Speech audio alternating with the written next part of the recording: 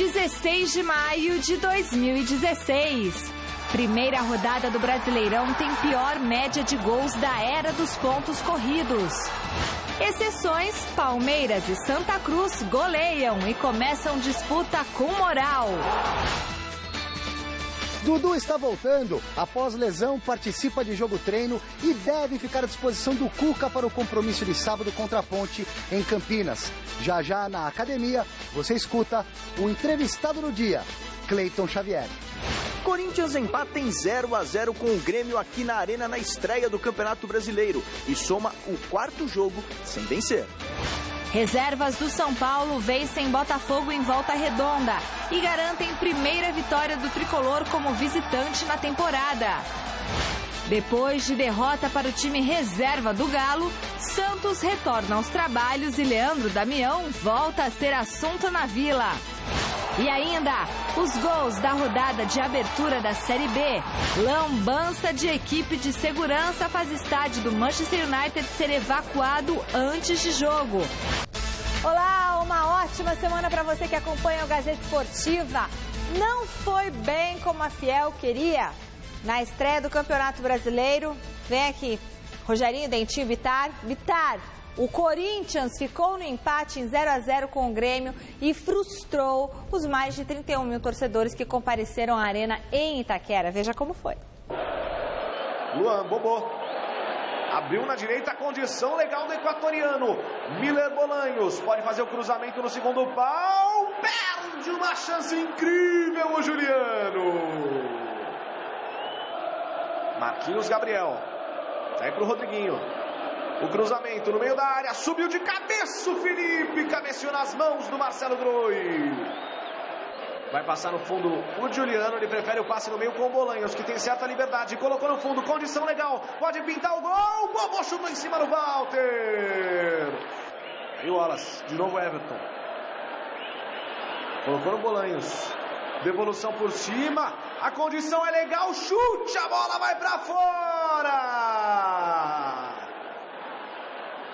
Bola rasteira, Wallace.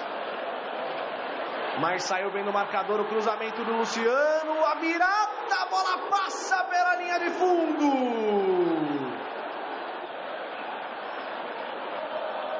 Aí o domínio do Luciano. Abre pro Guilherme, pode pintar o chute. Ele preferiu o cruzamento, a bola passa. Marcelo Groi se estica inteiro e salvo a equipe do Grêmio. Estreia contra o Corinthians, contra o atual campeão, jogando fora de casa, o resultado de empate foi muito bom, principalmente porque nós conseguimos marcar bem o nosso adversário, criar dificuldades, hora pressionando mais alto, hora um bloco mais baixo, explorando os espaços. Para mim, jogo bonito, em que não gostei de não ter gols, mas para mim jogo feio, bago para frente, corre atrás, porrada, falta, deslealdade, deixa abraço. É o que eu entendo. Corinthians que se defende quando o assunto é desmanche no grupo. O zagueiro Felipe teria recebido uma proposta tentadora do Porto, de Portugal. 8 milhões de euros, cerca de 31 milhões de reais. O zagueiro parece querer ir. Cara, é sonho de todo jogador. A gente sabe que a gente trabalha muito forte. Mas isso acontece, mas eu estou feliz, eu tenho que pensar em fazer meu trabalho primeiramente aqui. Boa noite, Michele, boa noite, Flávio, boa noite você acompanhando o nosso Gazeta Esportiva. Trabalhando o Campeonato Brasileiro, antes de avaliar o que foi a partida Corinthians e Grêmio, o resultado para o Grêmio foi bom e para o Corinthians foi desastroso. Quando você pensa no campeonato por pontos corridos, jogando em casa, você tem que fazer a vitória. O Corinthians perdeu ontem 2 pontos, não ganhou 1 ponto. E o Grêmio leva para Porto Alegre 1 ponto. Ou seja, nesse confronto Corinthians e Grêmio, agora no segundo turno o jogo acontece em Porto Alegre, ou o Corinthians tenta recuperar esses pontos, ou então o Grêmio abre uma boa vantagem em relação ao Corinthians. O jogo foi sofrível.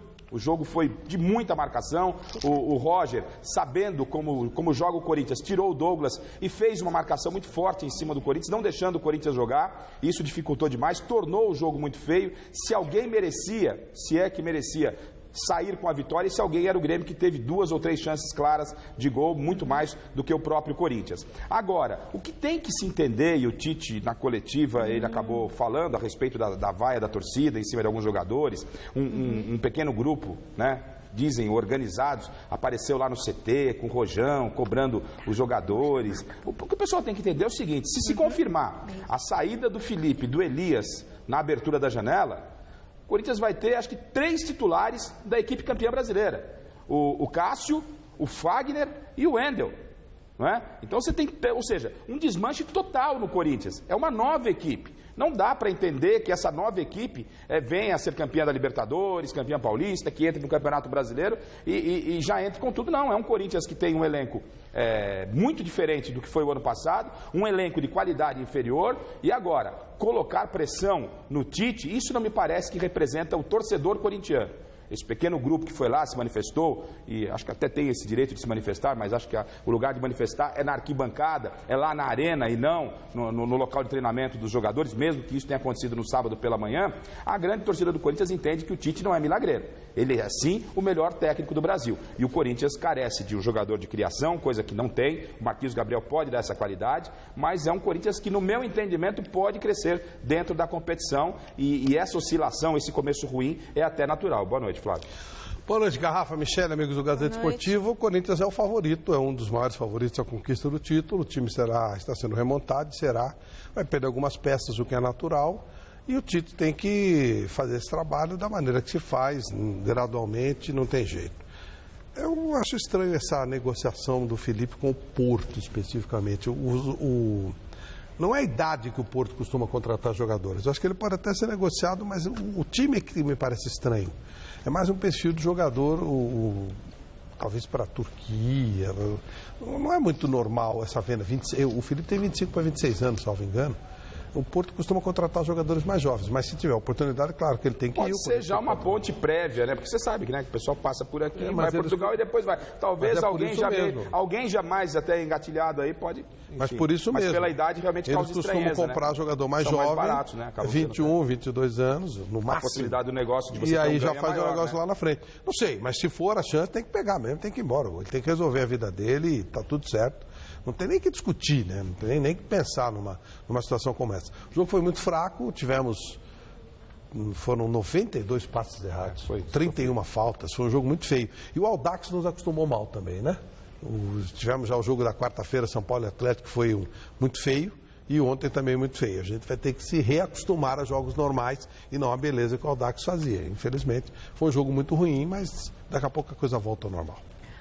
O ex-presidente do Corinthians, André Sanches, falou do atual momento da equipe, que mais uma vez teme um verdadeiro desmanche, e também esclareceu a polêmica envolvendo a dívida da Arena em Itaquera. Veja na reportagem de Felipe Sporil. Começou o Campeonato Brasileiro, o torneio mais disputado do planeta, com pelo menos 12 grandes favoritos ao título. Um dos mais fortes é o Corinthians, atual campeão, com 6 conquistas. Na opinião do ex-presidente do Timão, André Sanches, o time não chega como favorito. Nós somos um time médio, estamos aí lutando, tentando ganhar um campeonato.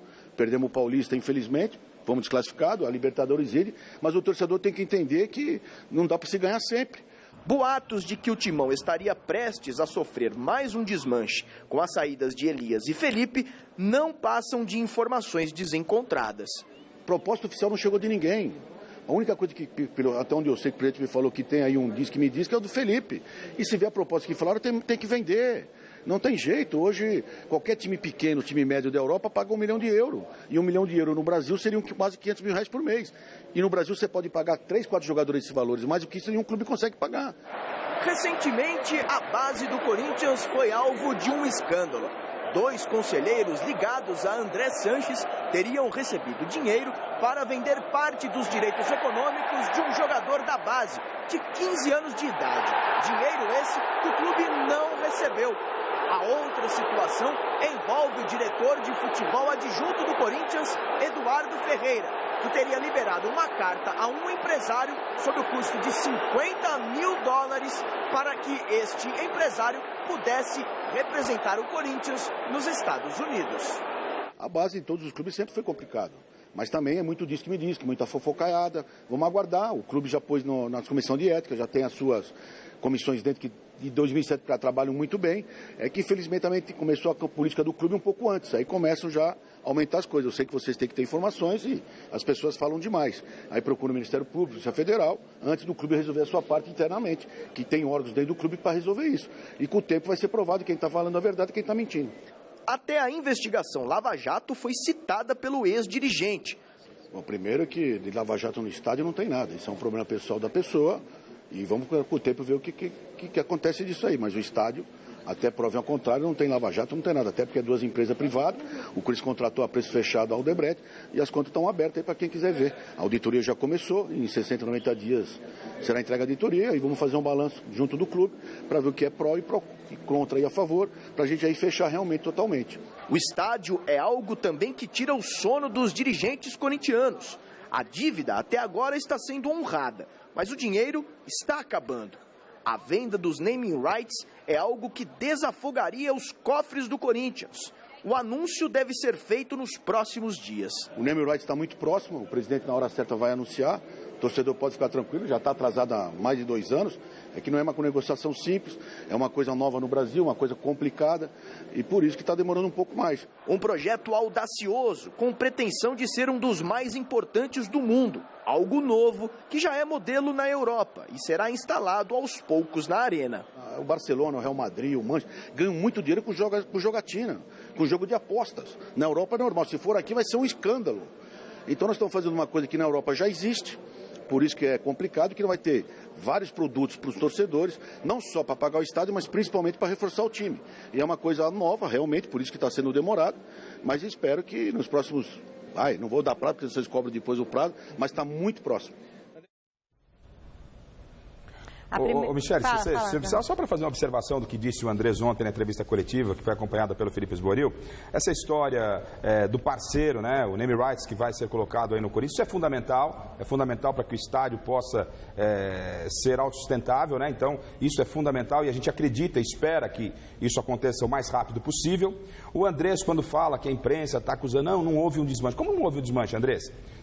Eu repito, se confirmar a venda, a saída do Felipe e também do Elias, houve um desmanche, o que é natural, ninguém está crucificando o Corinthians por isso. É o processo natural, o mercado chinês tem um poder muito forte, a moeda no futebol é muito mais forte do que a nossa, na Europa a mesma coisa, o futebol brasileiro está nessa situação, mas que há um desmanche, não há o que contestar. E o que não dá para entender é como o Corinthians, que tem a categoria de base, toda vez que tem a Copa São Paulo, a gente observa a categoria de base chegando, e ninguém, nesse momento de escassez de valores, a gente não vê um garoto brilhar na equipe profissional do Corinthians. Tem todo esse escândalo aí, não é? O Corinthians tem que resolver esse problema, mas alguma coisa está errada por lá. Porque no momento que você não tem valores, você vai buscar jogadores sem grande expressão em outras equipes, será que você não pode olhar para a sua base? Mas os jogadores não são do Corinthians? Mas então... Agora a gente já começa a entender, né? Exatamente. Começa a entender, né? Então, a quem o Corinthians está servindo?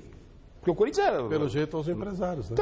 Mas aí precisa mostrar esse negócio aí. Tem o açougueiro lá que tem poder, tem o cara da torcida uniformizada que tem poder, tem que esclarecer isso aí. Quem é esse açougueiro aí que dá carta? Quem é o cara da torcida uniformizada que tem poder que dá carta? Então por que a cobrança não acontece também lá no Parque São Jorge? Com os empresários, com os dirigentes que estão mexendo. Isso é Corinthians, o Corinthians é um todo. O empresário está na dele. Os caras tem que cobrar os caras do Corinthians. Mas então, o Corinthians está fazendo esquema, não é verdade? Ou seja, o Corinthians é um todo, não é o Tite, não é o Tite apenas e os seus jogadores. Então tem muita coisa equivocada lá dentro do Corinthians e o reflexo vem para dentro de campo. Então, eu repito, o Tite é o melhor técnico do Brasil, não é milagreiro e acredito que vai fazer um bom trabalho nesse Campeonato Brasileiro. Mas querer cobrar o Tite, jogadores, isso aí é totalmente fora de propósito, né?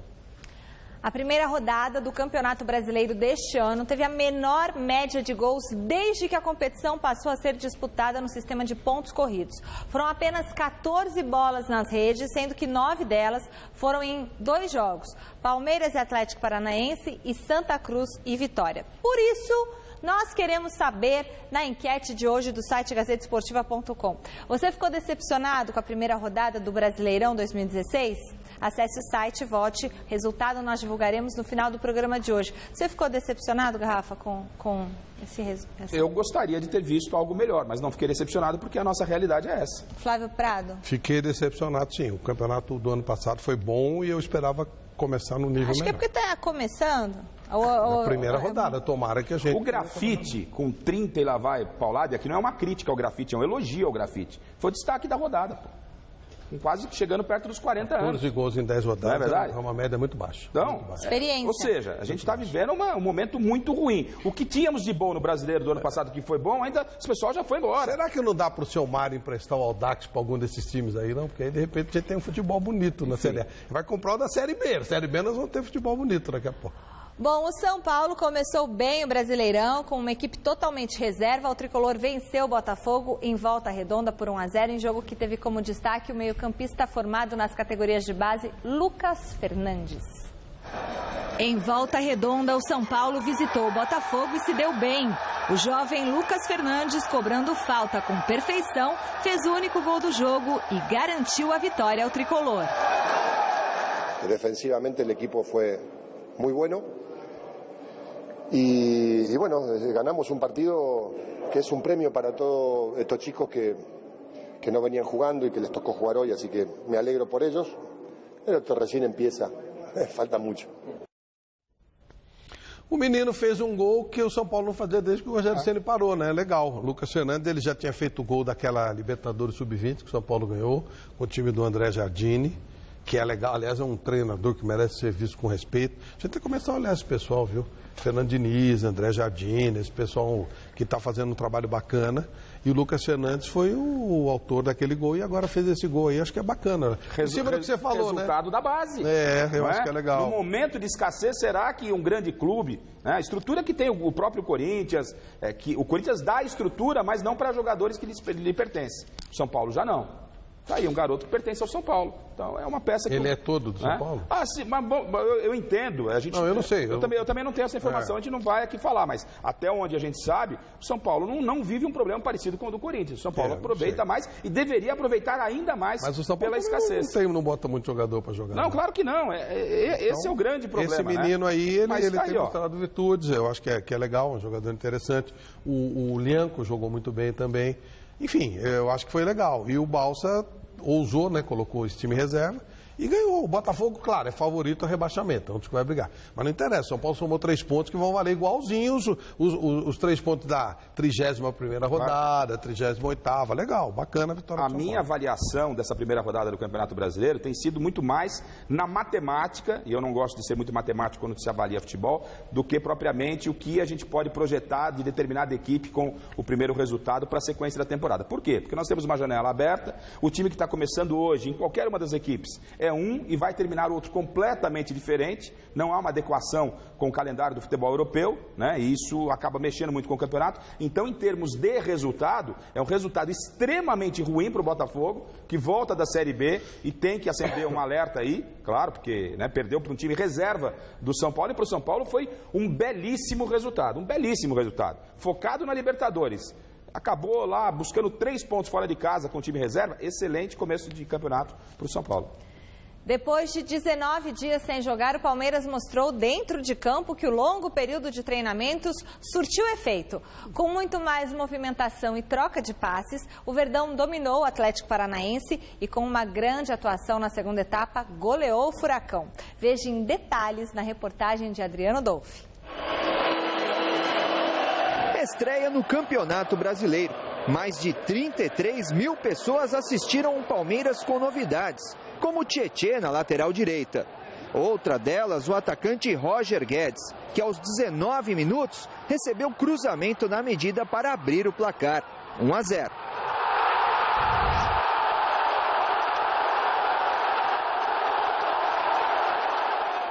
Em uma primeira etapa com poucas chances de gol, as atenções foram para o árbitro Bruno de Araújo.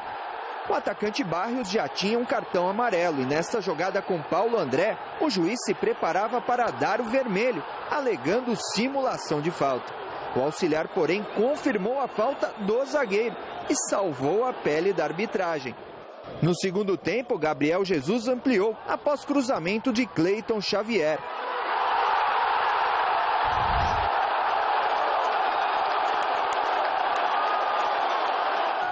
E Thiago Martins de cabeça fez o terceiro.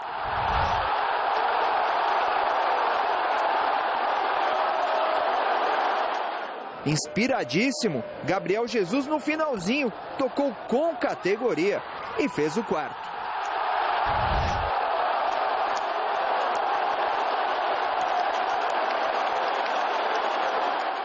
E olha que não faltaram chances para o Palmeiras ampliar e concretizar uma goleada histórica. É difícil marcar o Gabriel Jesus. Às vezes ainda ele se perde em alguma escolha da jogada, que é natural, ele tem 19 anos. Mas tanto ele como o Guedes, tendo jogadores dessa estirpe no teu time, é bom, porque são velocistas e sabem fazer gol. Meus 2 gols ajudou a equipe, eu fico muito feliz, mas mais feliz pela vitória. Né? Nossa equipe busca objetivos no campeonato, um deles é ganhar em casa, que é o mais importante neste campeonato, então não só eu, mas todos estão felizes com a vitória. Foi uma vitória expressiva e com um elenco de qualidade, o Palmeiras mais uma vez aparece como um dos favoritos ao título do Campeonato Brasileiro deste ano. Nós jogamos com tranquilidade, neutralizamos os espaços, né? E acho que fizemos um grande jogo, o que nos dá uma confiança para seguir firme assim no campeonato. Mas é uma primeira batalha de 38, faltam mais 37, sábado que vem tem mais. A gente vem trabalhando muito, tivemos 2 quedas difíceis, principalmente a da Libertadores, que era o nosso objetivo maior no ano. Agora é focar, assim como o Cuca disse, focar no brasileiro, para a gente fazer um belo campeonato. O Atlético, Flávio, não é nenhuma maravilha, né? Tem lá na zaga o Paulo André, que já está em final de carreira, o Thiago Heleno, são 2 jogadores já acima dos seus 30 anos. O Palmeiras cumpriu a missão de casa e muito bem, né? Passou como um trator, supriu aquilo que se esperava dele, né? Ou seja, foi lá, correspondeu, teve um bom período de treinamento. A gente dizia aqui durante a semana que o Palmeiras começaria bem esse campeonato, essa era a expectativa, e ele pegou um adversário frágil, que veio de um campeonato paranaense no domingo retrasado, depois teve Copa do Brasil no meio de semana, e já veio para enfrentar o Palmeiras, que estava treinando há quase 2 meses, há 1 mês e meio. E aí o que aconteceu? O Palmeiras colocou em campo tudo aquilo que o Cuca trabalhou com essa equipe, tanto em São Paulo como em Atibaia. E a gente viu um Palmeiras já bem diferente daquele Palmeiras que andou aí muito mal na Copa Libertadores até antes da chegada do Cuca. Independentemente se o adversário era frágil, se a zaga era lenta ou não, o Palmeiras cumpriu e bem o seu papel, ou seja, vai adquirindo, além de pontuação, além da tal gordura, vai adquirindo personalidade, confiança, e é muito disso que andava faltando para os jogadores do Palmeiras, para esse grupo. Então, quando o Cuca chama a responsabilidade, o Cuca foi criticado, inclusive, pelo Paulo Autuori, né? Disse, o Palmeiras vai ser campeão brasileiro esse ano. Vale, a gente está entendendo o que o Cuca está querendo falar. O Cuca é um cara experiente, é campeão, foi campeão por onde passou, está chamando a responsabilidade, mostrando que acredita no grupo, e o resultado já começa a surgir nessa primeira partida. Excelente resultado, cumpriu muito bem o seu papel na estreia do Campeonato Brasileiro. Eu acho que foi o time que melhor estreou o Palmeiras, independente dos 4-0, eu gosto do time do Atlético, o Paulo Autuori é muito competente, acho que o Atlético ninguém vai deitar em cima dele como o Palmeiras. Foi bom o resultado, foi boa a estreia. Primeiro tempo o Palmeiras teve alguma dificuldade. E com o gol no comecinho do segundo tempo, aí ele quebrou o time do Atlético Paranaense. O Palmeiras está com um time muito interessante, está com uma cara muito interessante, tem um elenco muito bem montado, e aí mérito ao Alexandre Matos, que o pessoal detona, mas está aí, o time está com boas opções, jogadores muito parecidos. Corre o risco de perder o Gabriel Jesus, mas talvez não tenha um jogador com o mesmo nível para reposição, mas vai ter um elenco interessante. É um adversário para a gente olhar com muito carinho, pode pintar aí um dos favoritos ao título. O Palmeiras, olha, nos últimos anos é o ano que o Palmeiras aparece com mais cara de poder brigar diretamente pelo título. Depois da boa vitória na estreia contra o Atlético Paranaense, o Verdão voltou hoje aos treinamentos e o repórter Alexandre Silvestre acompanhou os trabalhos na academia. Boa noite, Silvestre. Fala, Michele. Boa noite para todo mundo que acompanha o Gazeta Esportiva. A última vez que o Palmeiras chegou a bater na trave em termos de título do Campeonato Brasileiro foi em 2009 com o Muricy Ramalho.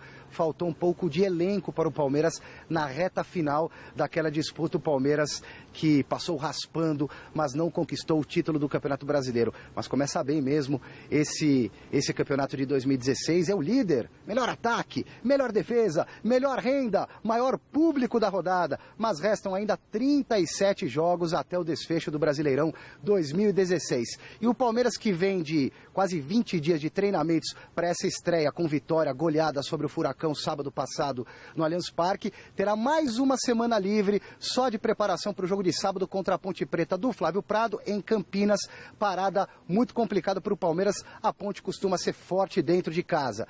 Hoje à tarde aqui na academia rolou uma espécie de jogo-treino contra o Juventus da Moca, reservas do Palmeiras. A boa notícia, Dudu, que desde a reta final do Campeonato Paulista, desde as quartas de final, vinha se tratando de um problema muscular, já havia treinado inclusive com bola, hoje participou de quase toda a atividade, começou no meio de campo, depois foi para o ataque e fica à disposição do Cuca para o jogo do final de semana, sábado, repito, Moisés Lucarelli contra a Macaca. A má notícia: o Gabriel Volante, que estourou o joelho no ano passado, passou por cirurgia, desde março dessa temporada vinha ganhando ritmo de jogo, ganhando oportunidades do professor Cuca, se firmando, tentando readquirir a melhor forma física, que é o forte do Gabriel, que é um leão ali na marcação e que chega também com força no ataque. O Gabriel sentiu um probleminha muscular agora, está sendo reavaliado e amanhã o departamento médico do Palmeiras traz uma posição um pouco mais firme a respeito do Gabriel, se ele se lesionou, se foi apenas um desconforto.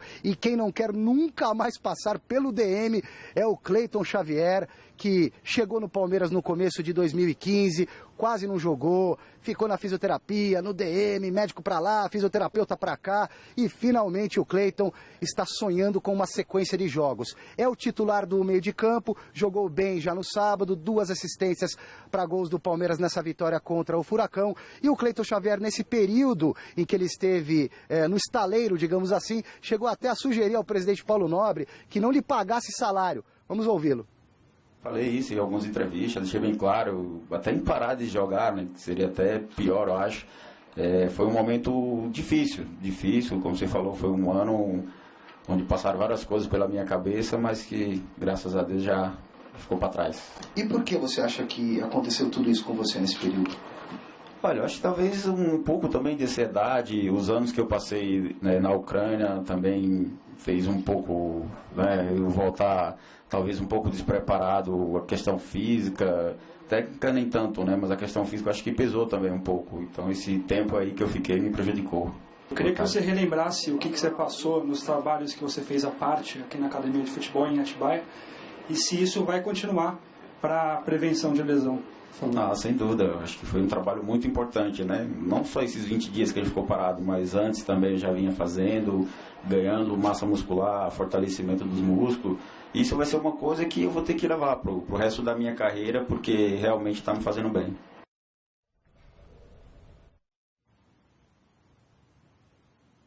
Ossos do ofício para Cleiton Xavier, tomara que ele seja firme fisicamente para poder colaborar com esse meio de campo do Palmeiras. Ele que já, repito, deu 2 assistências nesse primeiro jogo do Campeonato Brasileiro. É uma peça fundamental. O Palmeiras, depois que perdeu o Valdívia, reclamava de não ter um articulador das jogadas do meio de campo. Tinha aqui no elenco o Cleiton Xavier. Agora, se ficar bem fisicamente, pode contribuir bastante com esse time do técnico Cuca, que é leve e rápido e precisa realmente de um jogador que saiba distribuir a bola ali no meio de campo para esse ataque veloz do Palmeiras, que pode ter o Dudu já no sábado contra a Ponte Preta, mas que tem o Gabriel Jesus e também o Roger Guedes, que é um menino muito promissor, recentemente contratado pelo Palmeiras. Semana continua livre para o Palmeiras treinar apenas para o jogo de sábado. Amanhã à tarde se reapresenta aqui na academia, mais uma bateria de testes, de trabalhos, estaremos presentes. E o Palmeiras joga contra a Ponte Preta no sábado que vem, segunda rodada do Campeonato Brasileiro. É o Verdão líder da competição. Boa noite para você. E o atual campeão paulista foi a Belo Horizonte e tropeçou diante dos reservas do Atlético Mineiro. Veja como foi. Mesmo com uma equipe repleta de reservas, o Atlético Mineiro bateu o Santos no Independência. Casares recebeu na frente e marcou o único gol da partida. Final, Atlético 1, Santos 0. Se Atlético tem como objetivo, além da Libertadores, ganhar o Brasileiro, tal vez, o dá para imaginar que estos 3 pontos no final pueden ser importantes. Y también vencimos a un time muy bom, que viene de ser campeón paulista, que dan como candidato a brigar por el título. Y bueno, entonces fue un triunfo espectacular. É a primeira partida do campeonato. Nós fizemos um campeonato paulista onde nós jogamos em altíssimo nível, tanto dentro quanto fora de casa. Não é por uma derrota que agora vamos generalizar a situação. Vamos ter cuidado, tranquilidade e recuperarmos as nossas melhores condições, jogando tanto dentro quanto fora de casa. Eu me surpreendi com esse resultado. Eu achei que o Santos ia conseguir vencer, o time, afinal de contas, era o time reserva do Atlético, ganhar Minas não é fácil para ninguém, mas o time reserva, achei que o Santos ia conseguir se impor, mesmo sem Lucas Lima, mesmo sem Ricardo Oliveira. A gente sabe da dificuldade do Santos, é um problema que o Dorival sabe e está detectando e vai acabar conseguindo consertar, é um problema que já vem faz tempo. Mas foi uma surpresa. Achei que o Santos ia conseguir alguma coisa nesse jogo de Minas. Foi 1-0. Foi ruim e me surpreendeu. Eu disse na sexta-feira aqui para o Alberto Helena, partindo do princípio que o Santos entra no campeonato. Qual o objetivo? É brigar na parte alta da tabela? É brigar pelo título? Não poderia deixar escapar a oportunidade de enfrentar um Atlético Mineiro focado na Libertadores. Mesmo com a ausência do Lucas Lima e do Ricardo Oliveira. Porque aí o Santos não tinha 2 de seus jogadores. Se você partir do princípio, o Ricardo Oliveira e o Lucas Lima é meio time do Santos, então a gente não vai poder colocar o Santos nas equipes que estão aí brigando pelo título. Então o resultado foi ótimo para o Galo, porque era a possibilidade até de uma derrota não estava descartada por ter sido poupado praticamente todo o time para enfrentar o São Paulo, e o Galo foi lá dentro de casa com a equipe reserva e beliscou o Santos, que tem uma boa equipe apesar dos desfalques. Então o Santos, no meu entendimento, deixou escapar a chance de fazer 3 pontos, começar bem, acumular gordura no campeonato, porque quem for visitar o Atlético depois que passar a Libertadores com o time forte, não vai pegar a mesma equipe que o Santos enfrentou ontem. No final de semana. Então, para mim, também fiquei surpreso e acho que o Santos deixou escapar uma grande chance de fazer um bom resultado e começar bem o campeonato. Mais 6 partidas completaram a primeira rodada do Brasileirão. No Beira-Rio, Internacional e Chapecoense ficaram no 0-0, mesmo placar do confronto realizado em Florianópolis entre Figueirense e Ponte Preta. Veja os gols dos outros jogos. O Flamengo, mesmo não convencendo, conseguiu a vitória na estreia do Brasileirão diante do Sport. Everton marcou o único gol do jogo, 1-0. O Coritiba passou pelo Cruzeiro no Couto Pereira pelo placar mínimo.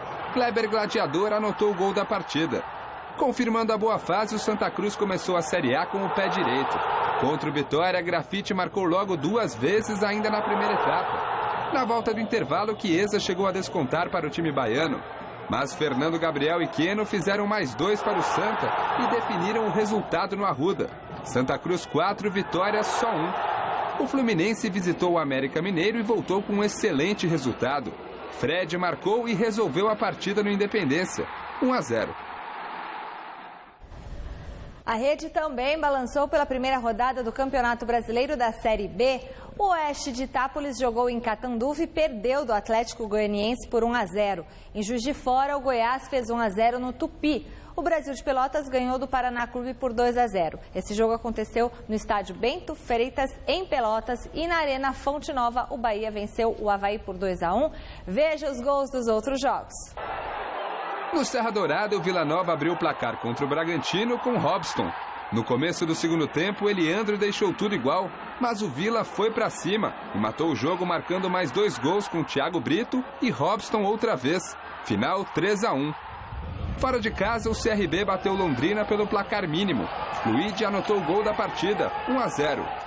Gol só no segundo tempo para Ceará e Paysandu. Serginho e Rafael Costa fizeram 2 gols nos primeiros 3 minutos da etapa final.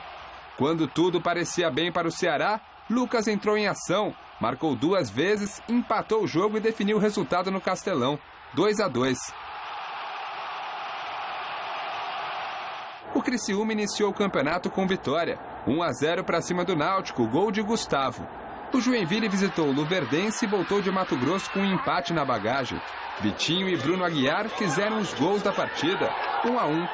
E o Vasco estreou na Série B com goleada e show do meia Nenê. No primeiro gol, ele levantou para Riascos marcar. No segundo, o colombiano devolveu o passe e o camisa 10 fez um golaço. Na etapa final, teve mais Nenê. Ele recebeu de Andrezinho e fez o terceiro. E para fechar, mais um dele. Hat-trick do meia no jogo. 4-0 Vasco e fim de papo. Futebol internacional. O estádio Old Trafford, casa do Manchester United, viveu momentos de pânico neste domingo. Lá aconteceria a partida entre os Red Devils e o Bournemouth, válida pela última rodada da Premier League. Mas um pacote suspeito encontrado nas arquibancadas fez com que o estádio fosse evacuado por suspeita de terrorismo. No final das contas, foi uma lambança da equipe de segurança que esqueceu um simulacro de bomba, olha isso, depois de um treinamento com cães farejadores. O jogo foi remarcado para amanhã. Isso em Portugal, hein? Nossa, eu aqui no Brasil também, né? Palhaçada isso daí. E eu até pensei em um torcedor fazendo uma brincadeira, mas não, foi algum dos guardas lá. Bom, já na Espanha, o final de semana foi de decisão. Real e Barcelona chegaram à última rodada com chances de título. Para os catalães, bastava uma vitória fora de casa para conquistar o bicampeonato e foi o que aconteceu. Ou seja, Guardiola irá para a Champions League, o que é muito bom. Champions League sem Guardiola não é Champions League. Barcelona ganhou mais uma, o Benfica venceu o título português e o dia 20, quarta-feira, temos a decisão da Copa da UEFA League.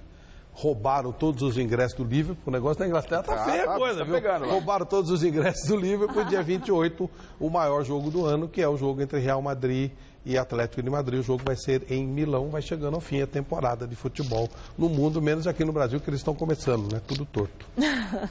Tênis, no Masters 1000 de Roma. A ameaça de bomba lá Andy que o Murray animal fez. Vai falar o quê? Não, eu estava falando que estava mostrando a imagem, que aquele animal deixou... Mas já falou, né? Põe a imagem, João. Aí, ó.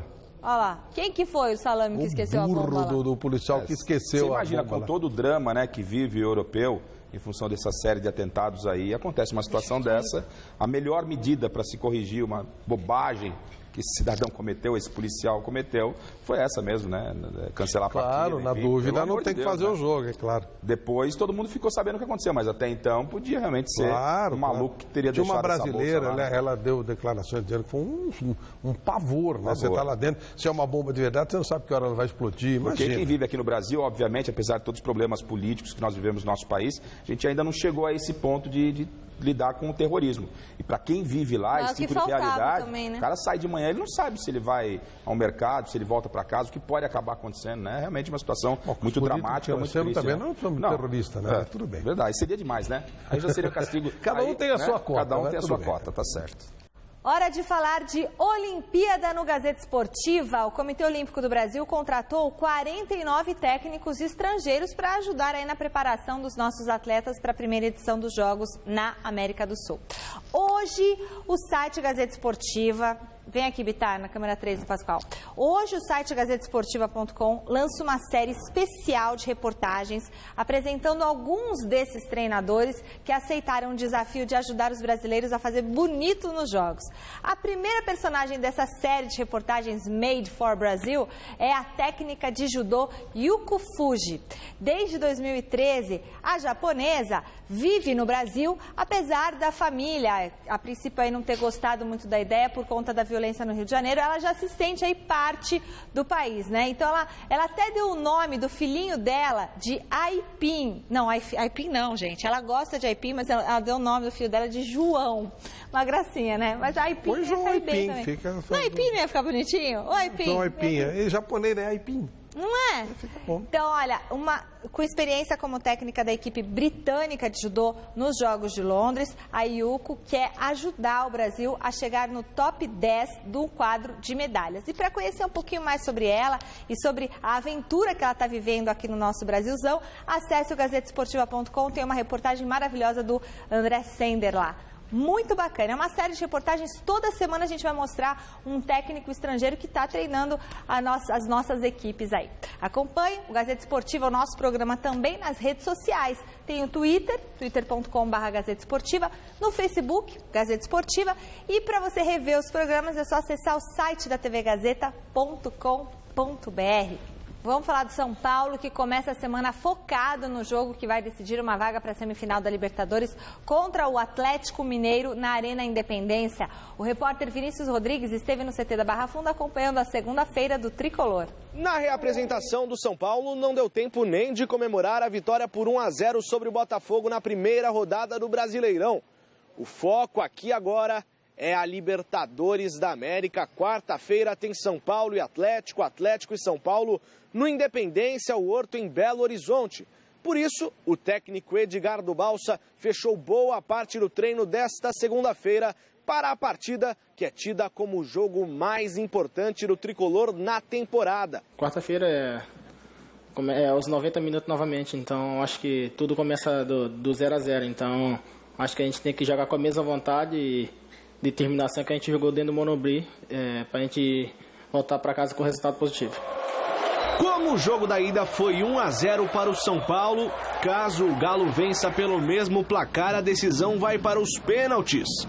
Mas parece que do lado tricolor isso não é uma possibilidade. Nossa equipe eu acho que não trabalhou em cobrança de pênalti, então a gente quer nos 90 minutos sair com a classificação, então eu acho que a gente tem que fazer de tudo para não levar a cobrança para as penalidades. O jogo entre São Paulo e Atlético Mineiro acontece na quarta-feira às 9h45. E Michel Bastos, que foi reserva e entrou no jogo da semana passada para decidir, deverá retomar o posto de titular na vaga de Wesley. O jogo do Morumbi, o Michel acho que vinha de uma lesão, né? Então ele não começou jogando, então agora ele vai começar jogando desde o primeiro tempo. Eu acho que o Michel ajuda nós bastante no ataque, sabendo que ele prende muita bola e finaliza muito bem. Então isso vai ser muito importante para a nossa equipe.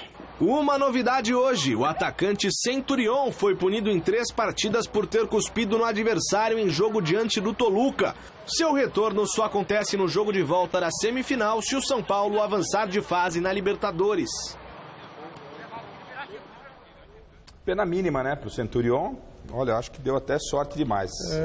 Para ele, sorte. Não sei se para o São Paulo, porque o Centurion, para mim, não aprovou, apesar do Balsa ter insistido. Não melhorou nos últimos tempos. Melhorou, mas também, precisou de 20 partidas para o cara, um ou outro jogo ajudar. Se esperava muito desse cara, não resolveu. Mas, de qualquer forma, é mais um reforço que fica na mão do Balsa, caso o São Paulo avance. O São Paulo está trabalhando com correção para esse confronto contra o Atlético. O Balsa tomou a medida correta, ganhou moral no elenco, ganhou moral com os que não vinham jogando. O São Paulo está no caminho certo e está, acreditem, né? São mais 5 jogos para ser novamente campeão da Libertadores. São 5 jogos. É bom lembrar, tudo é possível. Bom lembrar, Garrafa, que passando a outra fase só depois da Copa América. Depois, aí é uma Ou outra seja, competição, né? O São Paulo pode ter novos jogadores, mas ele pode perder também. São Paulo, Atlético, todos, né? Todos. Vem Europa aí babando, vem China e tal. Todo mundo pode perder jogadores. Por exemplo, o Atlético Nacional tem aquele Moreno, que é o grande jogador do time, que está todo mundo babando por ele. Pode perder esse jogador, o Boca pode perder jogadores,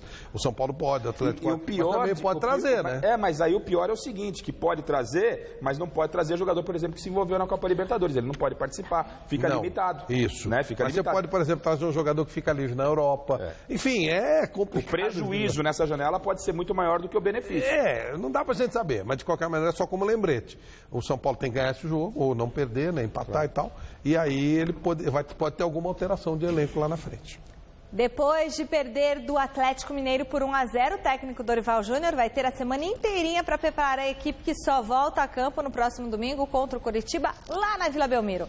O lateral esquerdo, Zeca, foi o personagem da entrevista coletiva desta segunda. Veja com o Adriano Dolfi. No Santos, a tarde foi de explicações para falar da estreia ruim contra o time de reservas do Atlético Mineiro e, claro, comentar também o aproveitamento ruim nas partidas fora de casa no torneio. A gente tem que jogar fora como joga na Vila Belmiro. Fomos com esses pensamentos para lá, para poder jogar como jogamos na Vila Belmiro, para não ser surpreendido. Infelizmente tomamos o gol e não pudemos fazer o resultado lá, mas eu acho que os jogos fora a gente tem que ter intensidade, jogar para cima, como nós viemos jogando, para não nos surpreender fora de casa e fazer os jogos como a gente faz na Vila, né, para não ser surpreendido. O lateral esquerdo Zeca comentou também a saída de Leandro Damião do Betis da Espanha. O Tribunal Superior do Trabalho, por uma liminar, obrigou o jogador a retornar à Vila Belmiro. E ele falou sobre a possível chegada do jogador à Baixada Santista. Damião, quando estava aqui, eu falava com ele, um cara muito gente boa.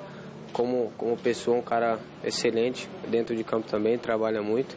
Então não sei o que vai acontecer, o que pode acontecer, mas o que acontecer será bem-vindo. Acho que esse fato tem que deixar para ser resolvido entre aspas, com eles lá dentro, com a diretoria. Acho que nosso time está focado, não procuro pensar muito nisso. O atacante Ricardo Oliveira e o meia Lucas Lima estão em fase final de recuperação e devem participar da partida contra o Coritiba domingo 11 da manhã na Vila Belmiro. Zeca falou sobre a possibilidade do Peixe se recuperar no Campeonato Brasileiro. Sim, acho que vamos trabalhar bastante. Conversamos, acabou o jogo ali, conversamos dentro do vestiário.